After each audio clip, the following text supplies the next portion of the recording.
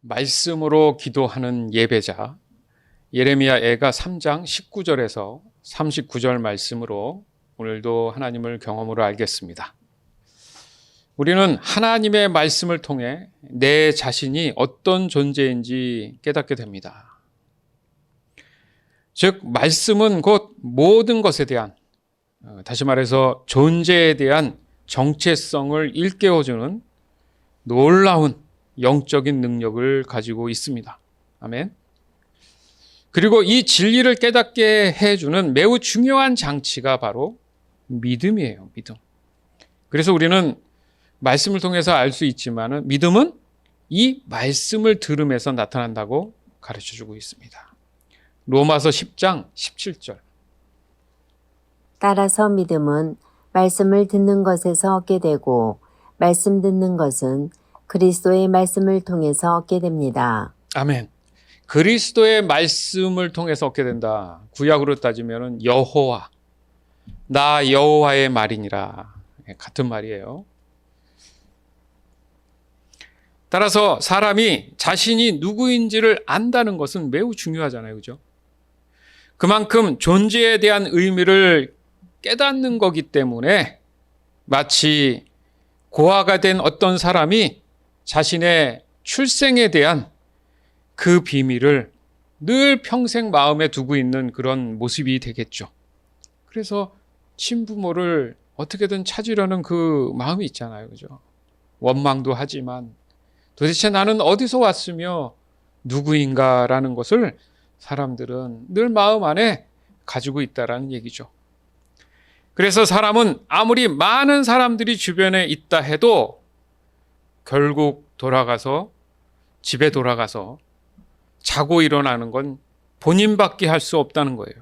그죠? 반드시 혼자만이 가능한 일이라는 거죠. 죽음 또한 마찬가지죠. 같이 죽는 경우는 드물죠. 결국 모든 사람은 외로운 존재구나. 이 외롭다는 것은 혼자라는 인식이잖아요. 그죠? 그럼 왜 혼자라는 그것이 외롭다라고 내 감정에 느껴질까? 그리고 그 마음이 불편할까? 맞아요. 사람은 그렇게 창조됐기 때문입니다. 갑자기 목사님 무슨 말씀이세요? 자, 이게 성경적으로 여러분 잘 이해를 하면 이제 여러분 신앙이, 믿음이 성장하는 겁니다. 이런 전제로 그것만 봐도 어느 정도 이것만 깨달을 수만 있다면 내 자신의 정체성을 점점 더 깨닫는 것에 도움이 된다는 거예요. 아니, 사람을 외로운 존재로 창조했다고요? 이 듣도 보도 못한 얘기를 목사님 하시는 것 같은데 잘 들어보세요. 그래서 아담은 하나님이 알려주지 않았는데도 어떻게 행동합니까? 그때는 에덴 동산을 쫓겨나기 전이잖아요. 그죠? 지독히 외로움을 느꼈어요. 아니, 하나님이 함께 하는데 성경에 보면 독처하는 것이, 혼자서 생활하는 것이 얼마나 외로웠길래 하나님이 그걸 아시고 아담의 갈비뼈를 취해서 여자를 만들어 주셨다.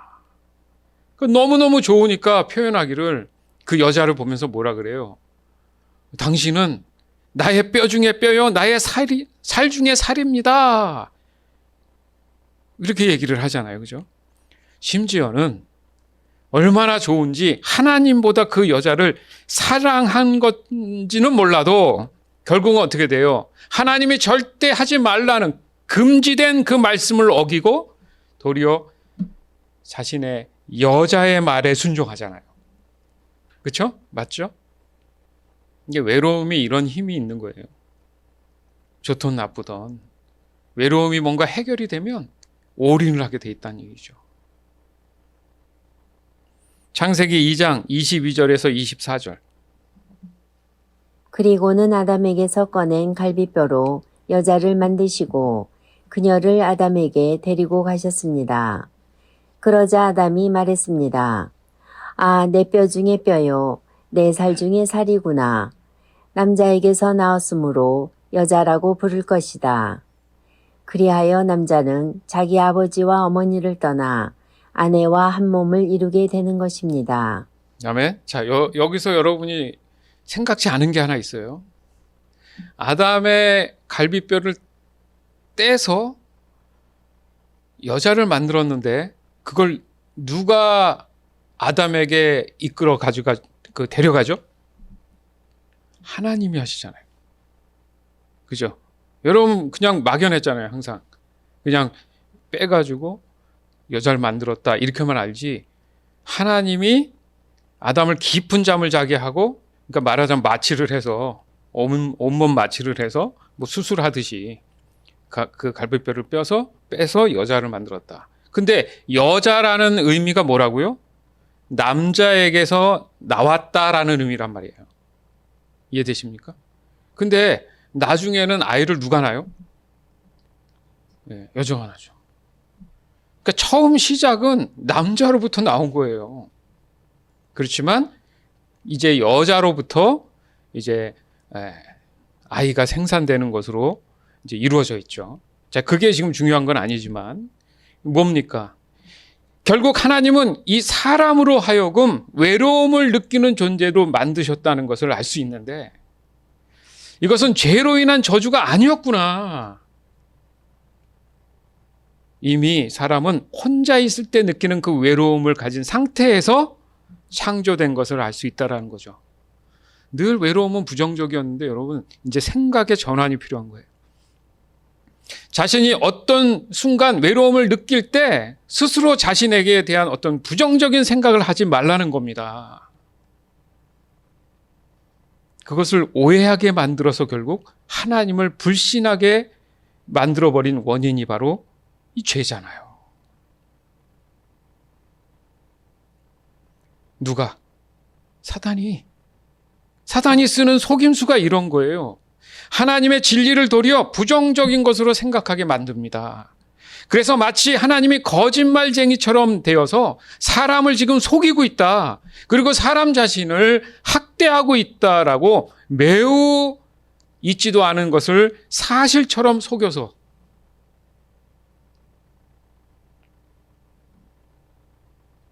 지금 또 유튜버의 한간에 또 이렇게 떠들썩한 그 어떤 남자분인데 이름을 저는 대진 않겠지만, 또 남미나 막 이런 데 또 돌아다니면서 병을 고쳐주고 뭐 이런 친구가 있어요. 보려고 본 게 아니라 이제 하도 돌아다니니까 저도 보게 됐는데, 근데 본인이 스스로가 그 전도자라는 말을 써요. 자기가 그 이름 뒤에 전도자. 그러니까 목사 안수를 받지 않고, 그래서 파마를 이렇게 해가지고 마치 이제 양복 입은 예수님처럼 이렇게 다 하고. 그래서 저는 너무 궁금한 거예요. 도대체 이 사람이 어떤 출신인가? 아주 젊은 친구인데 완전히 MZ 세대에 맞는 그런 트렌드를 가지고, 주로 그 남미 쪽에 있는 사람들의 성향이 그런 거 있잖아요. 열정적이고, 눈에 보이는 어떤 화끈함, 그런 게 있어서 항상 그런 분들은 그쪽에서 많이 사역을 합니다. 찾아봤죠. 그랬더니 어디를 나왔냐면 연극 영화과를 나왔더라고요. 그리고 누구한테 그런 어떤 신학적인 그런 측면을 배웠는지 봤더니 그 신사도 운동을 하는 분한테 그 밑에서 훈련받은 사람. 그러니까 딱 보니까 신사도 운동을 하는 거죠. 근데 사람들은 그걸 추정합니다. 눈에 확실히 보이거든요. 근데 저도 한참 때는 야, 그거 대단하다 했는데, 지금 이제 나이 들어서 말씀을 더 깊이 묵상하다 보니까, 그러고 나서 뭐예요? 삶이 돼야지. 큰 메인은 병 고치는 거잖아요. 그 다음에 뭐? 중요한 건 나의 삶에 있어서 하나님 앞에 신실한 예배자의 모습으로 사는 게 중요하잖아요. 그러면 내 스스로 하나님과의 관계에서 기도할 때 내가 누구한테 안수받지 않아도 나아요. 아멘? 또, 또 어떤 시사 프로에는 어긋난 어떤 분이 자신이 대제사장이라 그래가지고 병원에 가지도 않고 병 들었는데 남이 들어오지 못하는 골방 어떤 일을 만들어가지고 그 안에서 기도하면서 몸이 썩어 들어가도 하나님이 이건 치료하신다고 했는데 옆에서 또 어떤 사람이 그걸 또 일일이 일기를 썼어요. 나중에는 일기 끝에 보니까 숨을 쉬는지 안 쉬는지 모르겠다. 나는 끝까지 이 사람이 부활하는지 지켜봐야 된다. 뭐 이런 식으로 했어서 또 이런 일이 한국에 충격적으로 있었습니다. 여러분, 말씀을 분별하지 않고 참 기도를 모르고 진정한 예배에 대한 의미를 모르면 완전히 다른 방향으로 가는 거예요. 아시겠습니까? 목사님, 저는 그 사람들하고 상관이 없어. 아니요. 이거는 정도의 차이예요. 그냥 안 보이고 뒤에 숨어 있는 것 같지만 우리의 신앙도 그럴 수 있습니다. 그래서 오늘 말씀을 통해 정말 참 진리를 따라서 그 말씀을 따라 기도하는 진정한 참 예배자가 무엇인지를 깨닫기 원하는 거예요. 결국 이 믿음이 없이는 바로 우리는 모든 것에 속을 수밖에 없는, 분별할 수 없는 아주 치명적인 약점을 갖고 있다는 사실을 명심하세요. 믿음의 이 중요성. 히브리서 11장 6절.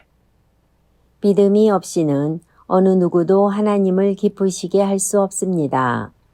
하나님께 나오는 자는 그가 계시다는 것과 그를 찾는 자들에게 상 주시는 분이라는 것을 진정으로 믿어야 합니다. 아멘. 어떤 찬양을 듣습니다. CCM 가수가 찬양을 하면 우리가 듣잖아요. 뭐 유튜브를 통하도. 근데 제 마음의 생각이 그런 거예요.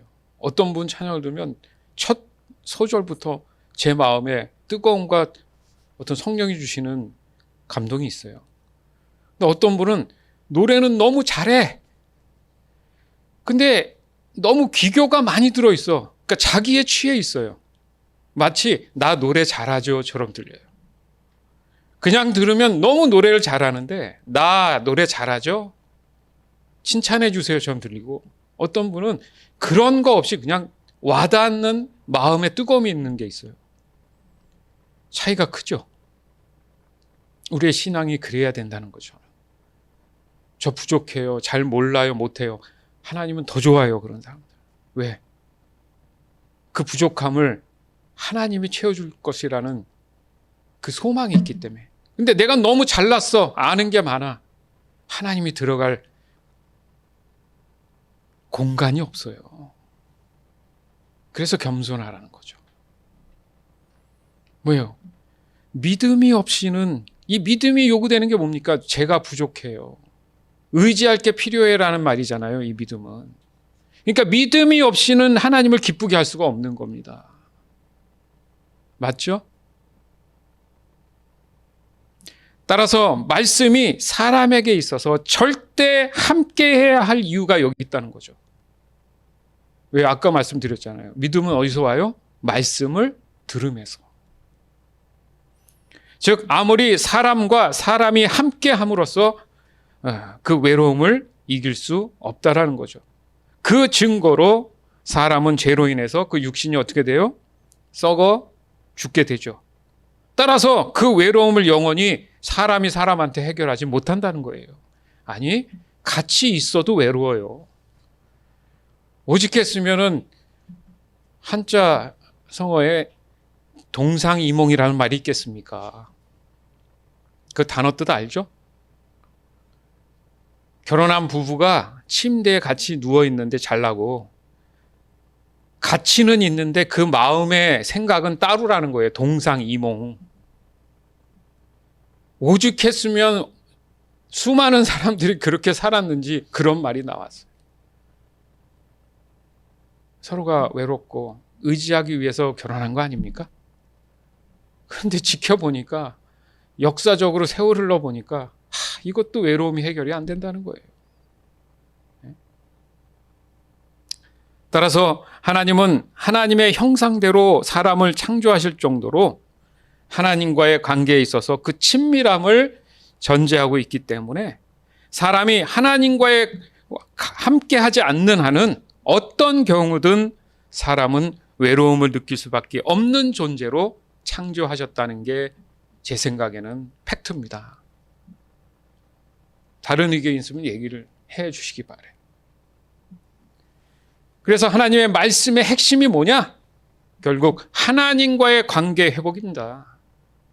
성경 전체를 보면 결과적으로 우리가 이 말씀을 왜 묵상해야 되는가?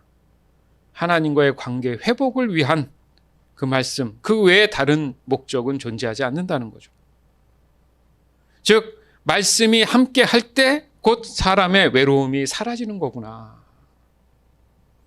그러나 이 진리 안에는 사람이 사랑과의 어떤 하나님과의 사랑과의 관계에 있어서 동격이 아니기 때문에 하나님께서는 사랑과 동일한 그 격을 지닌 그런 사람을 옆에 두게 해주신 거예요.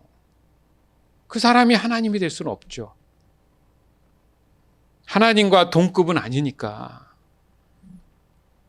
그리고 그들로 하여금 하나님과 늘 함께함으로 하나님과의 관계에서 사람과 사람의 이 관계에 있어서나 그 외로움을 덜 느끼면서 살아가도록 해주신 거예요.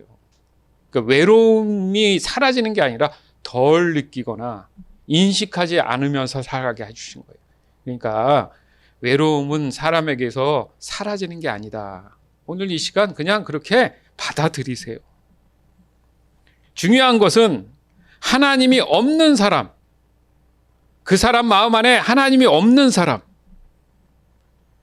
그 사람과 사람과의 관계에서만이 뭔가를 해결하려고 하는 그 자체가 여러분 더 외롭게 만드는 거예요. 따라서 하나님이 이 문제를 해결하시고자 허락하신 것이 바로 오늘날 지금의 교회 공동체입니다. 그러니까 함께 하나님 말씀을 나누잖아요, 우리가.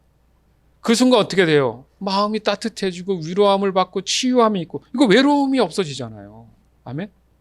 어디서 공급함을 받아요, 세상에? 어떻게든 다 베껴 먹으려고 하고, 속이려고 하고, 넘어뜨리려고 하고. 맞잖아요.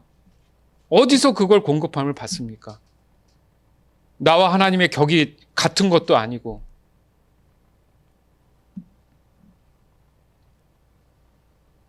근데 왜 어떻습니까? 그냥 사람만 모여놓으면 그런 문제가 생기잖아요.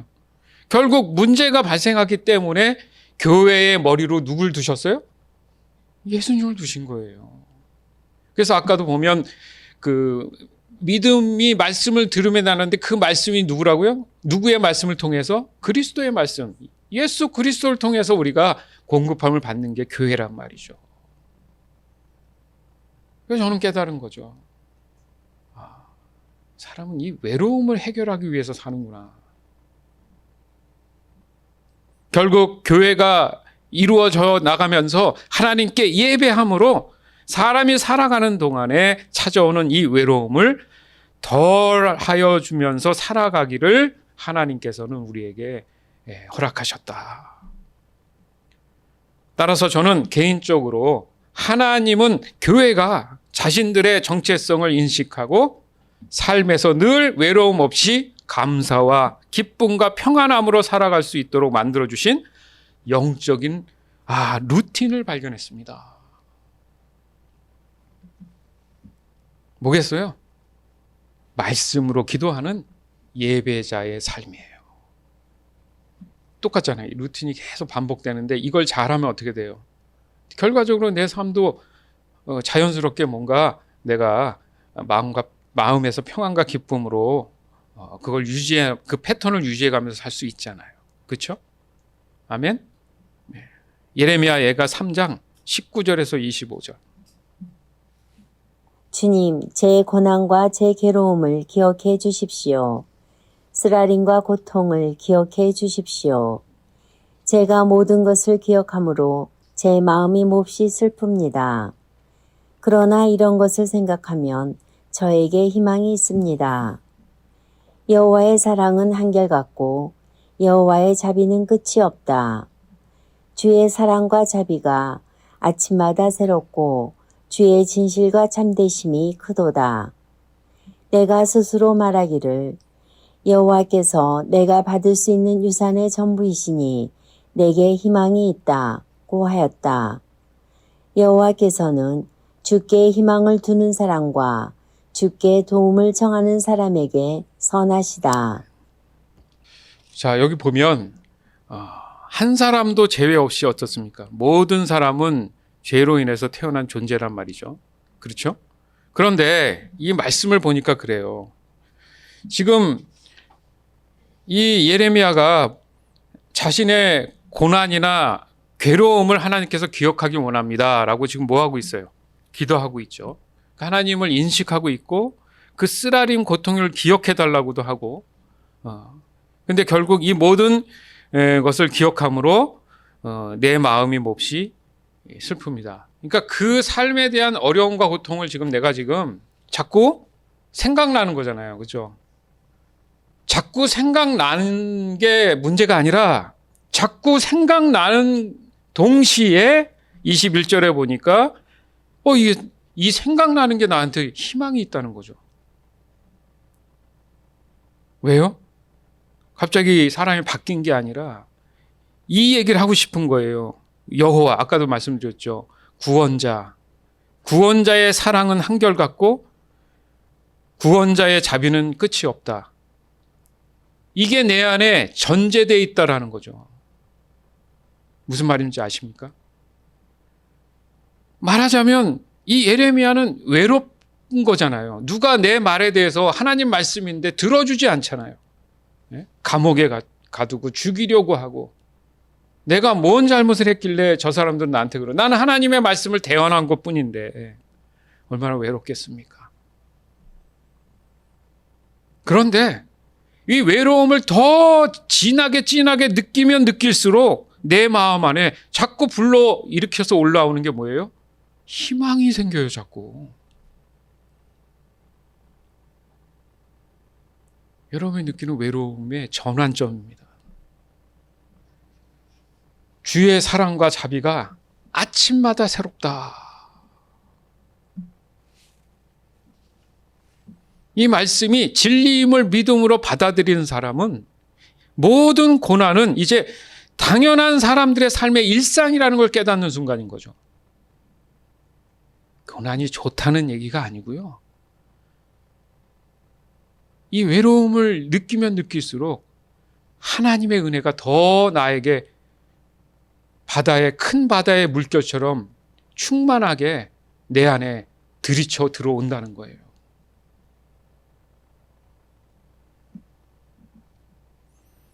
따라서 예전에 느꼈던 자신에게 날마다 닥치는 모든 외로운 일에 대해서 좌절과 낙심으로 일관하면서 소망 없는 삶을 살아가던 자신을 발견한 거죠. 그러니까 내가 어떤 사람이었고 왜 그렇게 살았는지를 발견하는 거죠. 그런데 그 순간 그 자리에 하나님이 계신 것을 알게 됩니다. 그래서 예수님이 제자들하고 이렇게 갈릴리 바다에 배를 타고 가는데 폭풍이 막 불잖아요. 예수님은 주무시고 계시고 막 제자들은 중내산에 빨리 그 예수님이 좀 일어나셔서 해결해 주시길 바라는데 예수님은 곤히 자잖아요. 바로 그 모습이 지금 연상되는 거예요. 예수님은 구원자시니까. 그 폭풍 중에도 그 제자들 생각과 그 마음 안에는 누굴 바라보고 있어요? 예수님을 보고 있잖아요. 죽을지 모르는 이 외로움에, 이 강박, 이 어려움, 이 순간에 예수님을 바라보잖아요. 그 폭풍 가운데 누가 보였습니까? 예수님이 보이잖아요. 우리의 신앙에 믿음이 약한 이유가 그 폭풍 가운데에 예수님이 안 보여서 그런 거예요. 그래서 예수님이 어떻게 하셨습니까? 바다야 잠잠하라. 그들이 요청했잖아요. 의지했잖아요. 믿어서? 아니요. 예수님이 보이니까. 절박감과 절실함으로 예수님께 부탁했잖아요. 그 순간 어떤 생각을 했겠어요? 아, 예수님이 저렇게 보이는데 내 자신은 얼마나 잘못된 생각하며 살았을까? 내가 믿는다고 하면서 맨날 일상에서 외롭다고 얘기하고 말도 안 되는 무슨 하나님이 옆에 계시고 예수님 옆에 계신데도 야, 나 안 보여? 안 보여? 나 여기 있잖아. 예수님을 투명인간 취급한 거죠. 하나님을 투명인간 취급한 거죠. 도대체 너는 뭘 믿는다는 거냐? 도대체 어떤 걸 믿는다는 거니? 넌 눈물을 흘리면서 찬양도 하잖아. 예? 너의 기도를 들으면 진짜 세상을 다 구원하게 생겼어. 근데 왜 자꾸 외롭다고 하는 거니? 너의 찬양을 들으면 정말 내가 너무 기쁘고 고마운데 뭐가 그렇게 외롭다는 거니? 나 여기 있잖아. 그런 거죠. 자신이 얼마나 잘못된 생각을 하고 있는가. 그것을 깨닫는 순간이라는 거예요. 외로움을 느낀다는 것은. 따라서 말씀이 곧 하나님이시라는 이 사실은 언제나 눈에 보이는 말씀 따로 하나님 따로 이 분리해서 알고 있었는데 그것은 매우 잘못된 나의 어리석음이었고 죄로 인한 사단의 계략이라는 사실을 발견하는 순간이 외로움을 느끼는 순간이라는 거예요. 무슨 말이냐면 너는 혼자가 아니야 라는 말이라는 거예요. 외로움이라는 게. 누군가가 알려주는 거예요. 자꾸. 그리고 자신이 혼자가 아님을 너무도 선명하게 보게 되죠. 그래서 이 고백을 지금 예레미야는 하는 겁니다. 21절, 22, 23절에 그러나 이런 생각을 하면 저에게 희망이 있습니다. 와우.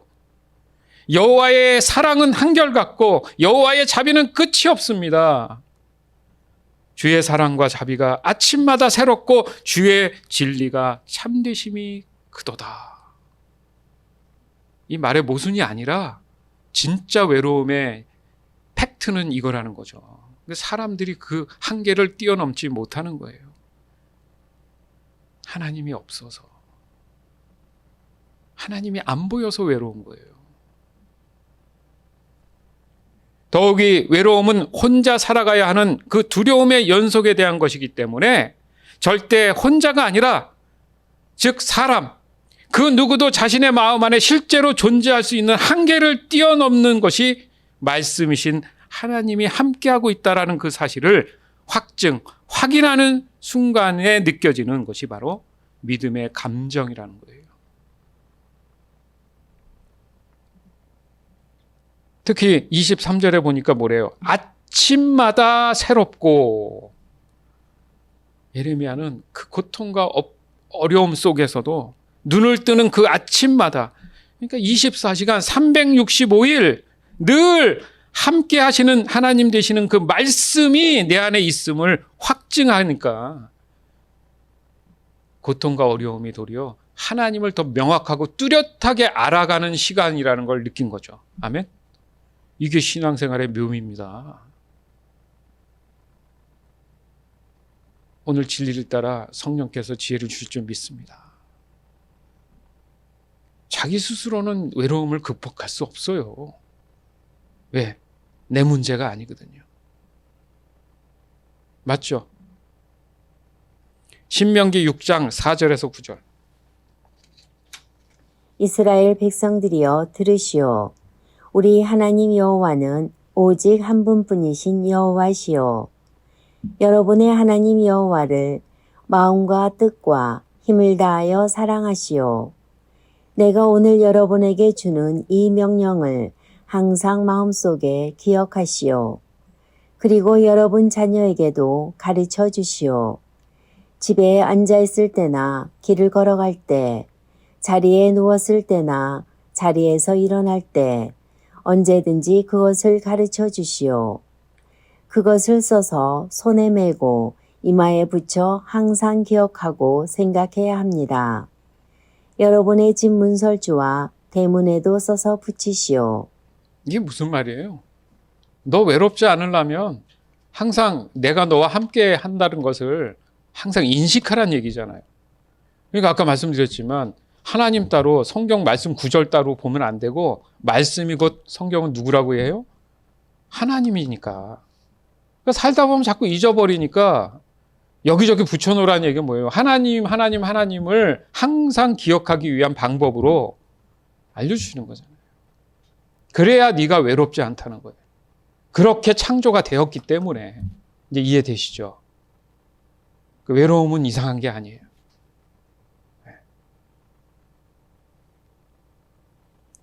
아무리 세상 것 채워보세요. 그 외로움이 해결되나. 근데 하나님 제대로 믿어보십시오. 진짜로. 믿져야 본전. 해보세요. 진짜 외로운지 안 외로운지. 여기 6절에 보니까 마음의 기억은, 이 마음의 기억이란 속에 이제 기억하라는 이 말은 곧 하나님이 함께 하심에 대한 기억이잖아요. 기억하라는 뜻이잖아요. 하나님 내 자신을 네가 기억해야 된다는 그 기억. 기억해내기만 하면 너는 외롭지 않다는 거예요. 왜? 혼자라는 게 아니라는 걸 인식해 준단 말이죠. 그것은 말씀으로 하나님이 계심을 확인하는 의미다. 그러나 이것을 유지하지 못하면 사람의 생각은 또다시 세상을 향하게 돼 있습니다. 왜냐하면 우리가 세상에서의 삶을 사는 데 있어서 더 많은 시간을 하려 하니까.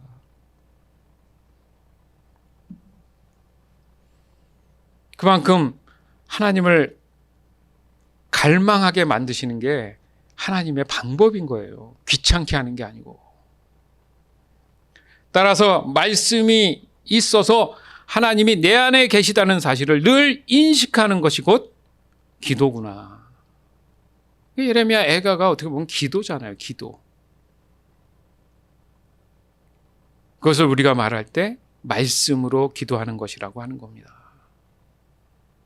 무슨 말이에요? 하나님으로 기도한다. 하나님과 함께 한다라는 말이죠. 말씀으로 기도한다는 얘기를. 아멘? 분리하지 마세요. 말씀으로 기도한다는 말이 뭐라고요? 하나님과 함께하고 있다라는 뜻이란 말이죠. 예레미야 예가 3장 26절에서 30절. 조용히 여호와의 구원을 기다리는 것이 좋다. 사람이 젊을 때에 자기 멍에를 매는 것이 좋다. 주께서 힘든 일을 맡기셨으므로 홀로 앉아서 조용히 있어야 한다. 겸손하게 입을 땅에 대야 한다. 혹시 희망이 있을지도 모르기 때문이다. 때리려는 사람에게 뺨을 대주고 사람들이 더러운 말을 할지라도 묵묵히 참고 들어야 한다. 이 말씀 이 글자 그대로 하면 그 암 걸립니다. 암. 이 뜻이 아니에요, 이게 지금. 그죠? 전제가 뭡니까? 내 안에 하나님이 함께 하심을 인식한 상태예요. 그래서 가능한 거라는 뜻입니다. 나의 어떤 의지와 행위로 하는 게 아니고.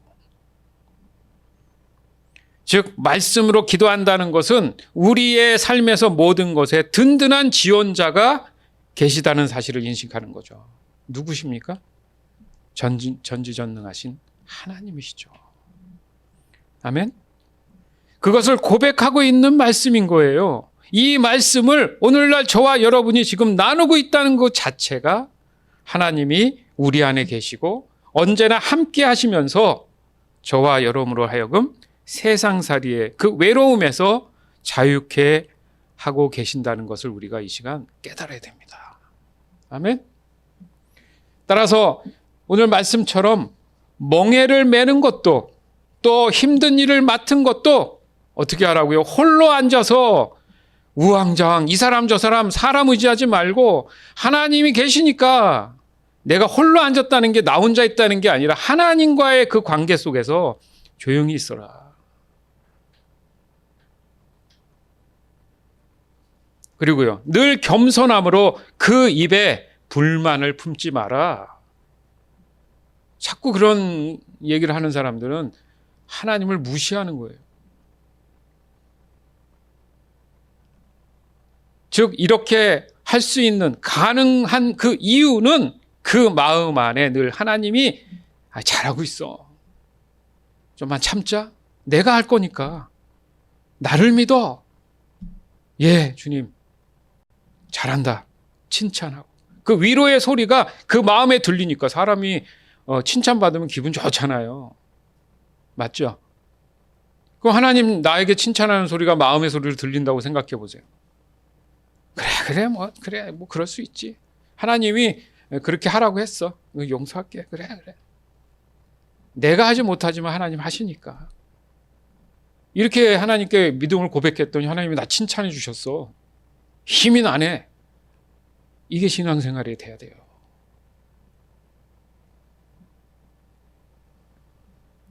그런 마음의 소리를 듣는 자기 자신을 발견하시길 주님의 이름으로 축원합니다. 아멘. 그러니까 때리려는 사람에게 뺨을 대주고 사람들이 더러운 말을 할지라도 묵묵히 참고 들어야 한다. 와, 이게 어려운 일입니다.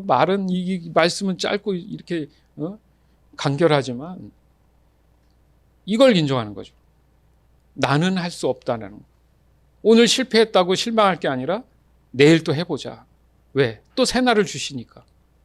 끊임없이 반복해서 하다 보면 어느 순간 내가 아닌 하나님이 내 앞에 서 계심을 느끼게 된다는 거예요. 이것이 바로 말씀으로 기도하는 삶의 예배자의 모습이라는 거죠. 아멘. 예레미야가 3장 31절에서 39절. 주께서는 자기 백성을 영원토록 버리지 않으신다. 혹 우리를 슬픔에 빠지게 하시더라도 그 크신 사랑으로 우리에게 자비를 베푸신다. 주님은 백성을 심판하거나 슬프게 하는 것을 즐기지 않으신다. 이 땅의 모든 갇힌 사람이 주의 발 아래 밟히지는 않을까. 지극히 높으신 분 앞에서 억눌림을 당하는 사람이 있지 않을까. 재판을 받는 사람이 억울한 판결을 받지 않을까를 염려하신다. 주께서 명령하지 않으시면 그 누가 말로 뜻을 이룰 수 있겠는가. 선한 일이든 악한 일이든 지극히 높으신 주님의 명령에 따라 일어난다. 살아있는 사람이 자기 죄값으로 받는 벌을 어찌 불평할 수 있겠는가. 아멘. 제 눈에 들어온 거는 38절이에요. 우리가 판단해서 선하다 악하다 이런 거 있잖아요. 그거요. 지극히 높으신 하나님의 명령에 따라 모든 게 지금 다 일어나고 있는 겁니다. 그러니까 하나님은 선하시니까 악한 걸 안 한다가 아니라 여러분이 욥기를 제가 예를 드는 이유가 그거잖아요. 하나님이 허락한 그 한도 내에서 사단 마귀는 일하는 거지. 임의로 하나님과 동등한 입장에서 사람들의 마음을 현혹하는 게 아니에요.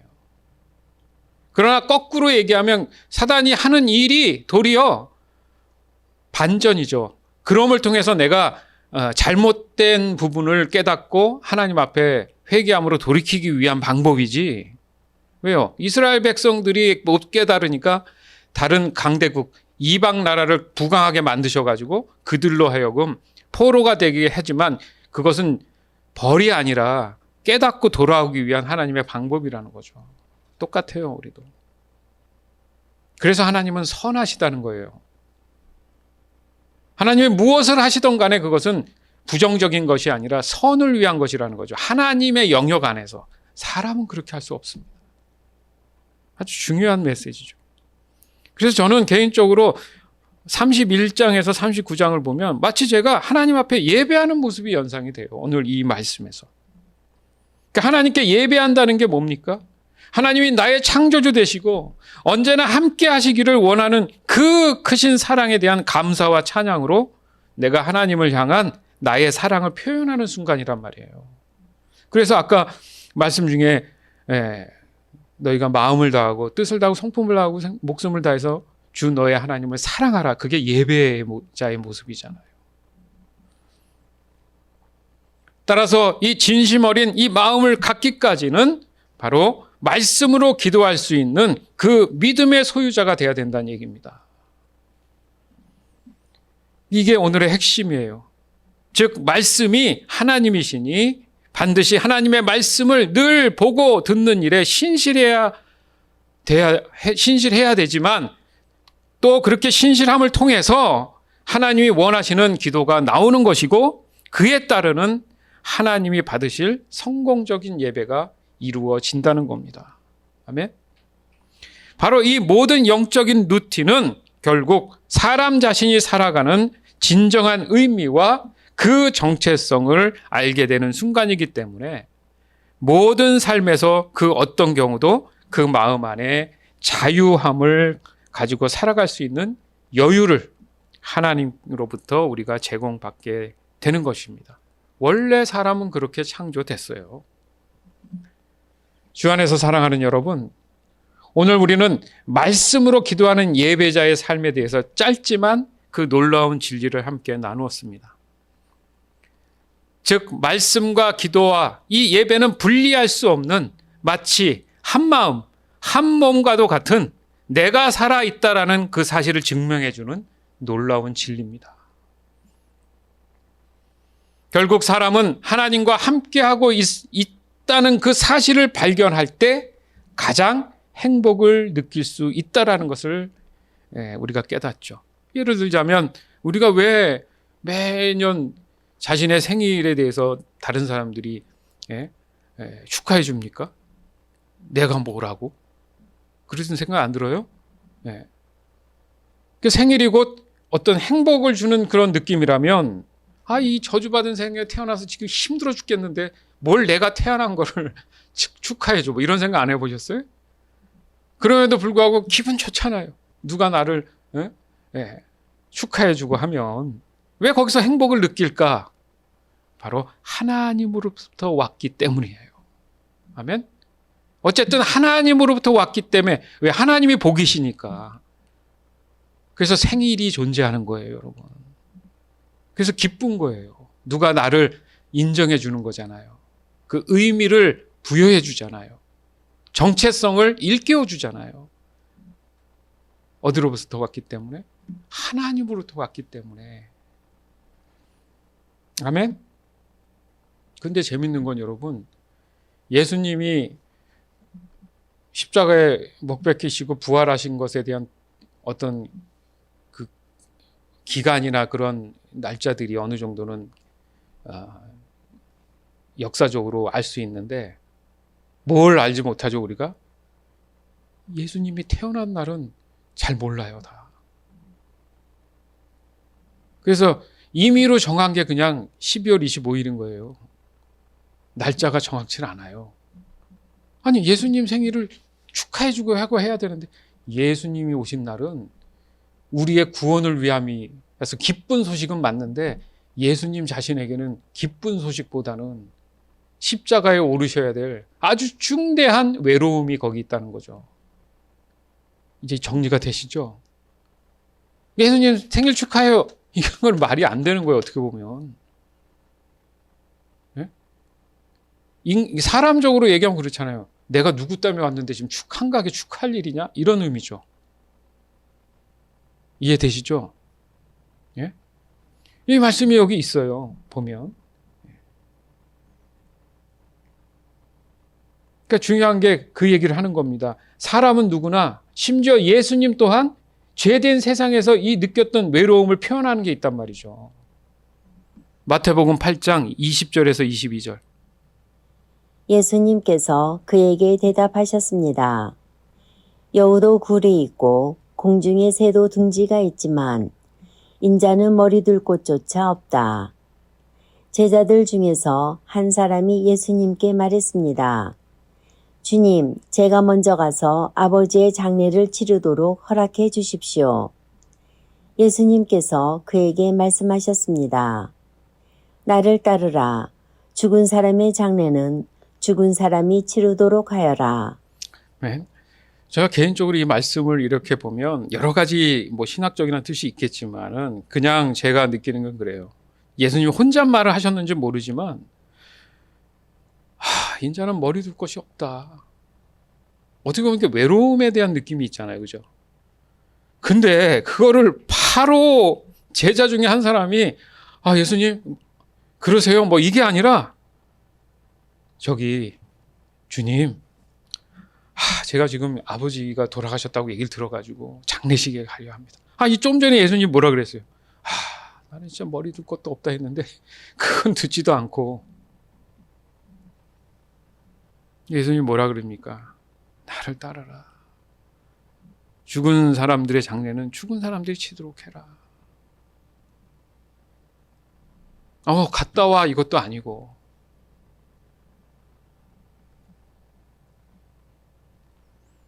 사람들은 자기 걱정만 하고 살아요. 그리고 외롭다고 하죠.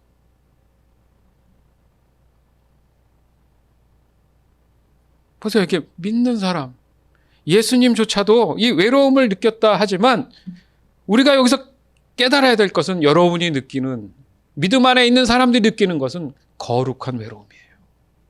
우리가 두 가지 다른 슬픔에 대해서 나눴잖아요. 똑같은 거예요. 따라서 사람은 누구나 외로움이라는 존재로 창조되었지만 그것은 곧 저주받은 외로움이 아니라 도리어 하나님의 보호 아래 살 수 있는 가장 안전한 방법이라는 사실에서 사람이 느끼는 그 외로움은 스스로 부정적인 판단을 하는 그런 죄성에서 벗어나서 도리어 하나님이 주시는 이 거룩한 외로움을 깨닫고 더욱 말씀으로 기도하는 예배자의 삶을 원하시는 그 하나님의 그 크신 사랑을 다시 한번 깨닫고 믿음으로 언제나 나 혼자가 아닌 하나님이 나와 영원히 함께 하신다는 그 사실을 매 순간 말씀으로 기도하는 그 예배자의 그 모습을 잘 유지해 나가면서 확인해 나가는 저와 여러분이 되기를 오늘 말씀을 통해서 다시 한번 주 예수 그리스도 이름으로 축원을 드립니다. 아멘.